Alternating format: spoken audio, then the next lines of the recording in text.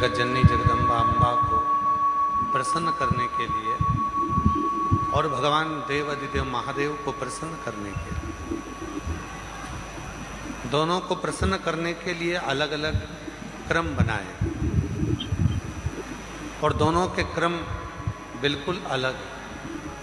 शक्ति को प्रसन्न करना है, माँ दुर्गा भवानी को प्रसन्न करना है तो अग्नि के माध्यम से माँ आद्य शक्ति दुर्गा भवानी प्रसन्न हो जाती है, अग्नि के माध्यम से। इसलिए जब अष्टमी की तिथि होती है, नवमी तिथि होती है, सप्तमी तिथि होती है, अष्टमी तिथि होती है, नवमी तिथि होती है, ये सारी जो तिथियां होती हैं, इन सारी तिथियों में हम माता रानी को थोड़ी अग्नि जलाकर धूप छोड़ते। देवी को प्रसन्न करने के लिए अग्नि की जरूरत पड़ती है और महादेव को प्रसन्न करने के लिए एक लोटे जल की जरूरत पड़ती है। अब मत छेड़िए, करबद्ध निवेदन है आप लोगों से, थोड़ा चल लेने दो। देवी को प्रसन्न करना है तो अग्नि की जरूरत पड़ेगी और मेरे महादेव को अगर प्रसन्न करना है तो एक लोटे जल की जरूरत है। अब कई लोग कहते हैं गुरुजी शिव और शक्ति दोनों को ही प्रसन्न करना है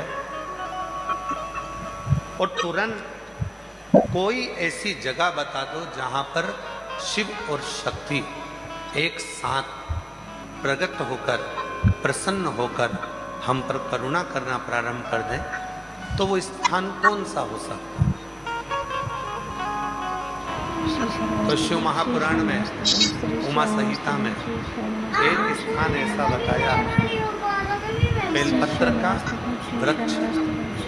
उस बेलपत्र के वृक्ष के नीचे जब जल चढ़ाकर हम दीपक प्रज्वलित करते हैं, लंबी बत्ती का, कौन सी बत्ती का? वो रुई की जो लंबी बत्ती होती है, उसको घी में डुबोकर हम दीपक प्रकट करते हैं। उस समय पर शिव और शक्ति दोनों ही प्रसन्न होकर हमें वर प्रदान करना प्रारंभ करते, दोनों। अब दीप किसके लिए लगाया तुमने? शक्ति के लिए। जल किसके लिए चढ़ाया आपने? देवाधिदेव महादेव, दोनों को प्रसन्न कर। और देवी को जब कोई दीप लगता है, कुल देवी को, माँ आद्य शक्ति जगज्जननी जगदम्बा दुर्गा भवानी को, माँ वीणा वादनी को, माँ शारदा को, माँ संतोषी को, माँ लक्ष्मी को, माँ जगज्जननी दुर्गा भवानी को, कोई भी माता को यदि दीपक लगाया जाता है तो वो बत्ती गोल नहीं होती, वो फूल बत्ती का नहीं होता। माँ आद्य शक्ति, माँ जगज्जननी दुर्गा भवानी को, लक्ष्मी को, शारदा भवानी को, माँ वीणा वादनी को, माँ पार्वती को, भगवान माँ आद्य जगज्जननी दुर्गा भवानी को अगर कोई दीप लगाया जाता है तो वो बत्ती हमेशा लंबी होती है। लंबी बत्ती क्यों? गोल बत्ती क्यों नहीं?